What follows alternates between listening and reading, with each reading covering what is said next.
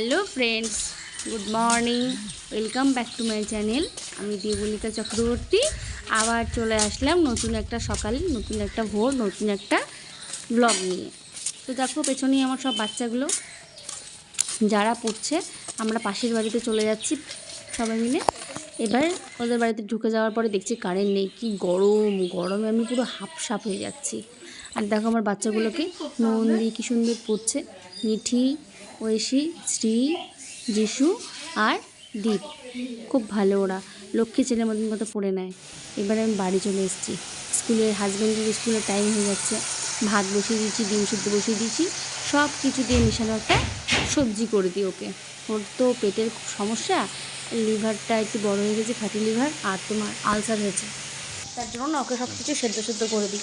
বাড়িতে এসে দেখছি এতগুলো বাসন, সে বাসনগুলো আবার মাজা, বাসনগুলো মেজে সেগুলোকে পরিষ্কার করে রাখা। এসেই তো আগে সবজি কেটে ফেলি। সবজি কাটার ফলে না মানে আমি যে কী করবো না তাল কিনারা পাই না। সকালটা যে আমার কী যায়, কোন দিকটা করব। সকালবেলা ঘুম থেকে উঠে ঘর ঝাড়টার দিয়ে আমি নিজের তো কাজটাকে সেগুলো করে পড়াতে যাই। এইবারে দেখো কতগুলো সবজি কেটে রেখেছিলাম, বাসন মানে কেউ দেওয়ার ছিল না ঝুড়ি থেকে। এবারে সেই বাসনগুলো ধুয়ে নেওয়ার পর বাটিটা নিয়ে এসে সব সবজিগুলো তুলে নিচ্ছি। সবজিগুলো তুলে নেওয়ার পর সেই সব সবজিগুলো ধুয়ে আস্তে আস্তে ওই রান্না করে খাওয়া দাওয়া করে চলে আসলাম। দুপুরবেলা আমার পড়ানোটাকে দিদিকে, আমার লক্ষ্মী বাচ্চা একটা, ওকে আমি পড়াই 3:30 থেকে। আমার পরপর টিউশন থাকে 3:30 থেকে 5টা, আবার 5:30, মানে যেতে তো সময় লাগে 15 মিনিট। ওই 5:30 থেকে শুরু করি, 5:30 থেকে আবার 7টা।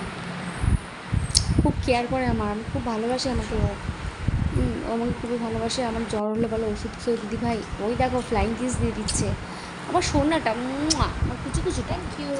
এইবারে হচ্ছে আমি ওকে পড়ানোর পর আস্তে আস্তে টাইম হয়ে গেছে। ও পুজোর জামা দেখাচ্ছিল, ছুটি দিলাম ওকে, দিয়ে চলে গেলাম ওদের বাড়িতে পড়াতে। ও হচ্ছে মৃন্ময়, মৈনাক আর রাজ, এই 3 জন।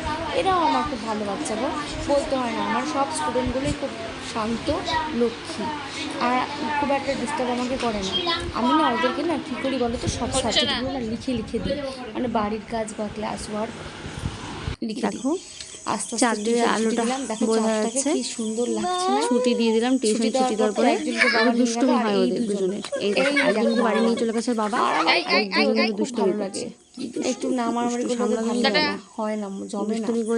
আমি যতবার বলি করোনা দুষ্টামি, আস্তে আস্তে ওরা বাড়ি যাবে। টাটা বন্ধুরা, বাড়ি চলে গেল। এবার আমি লাইক কমেন্ট শেয়ার করে দিও। মৈনাক চলে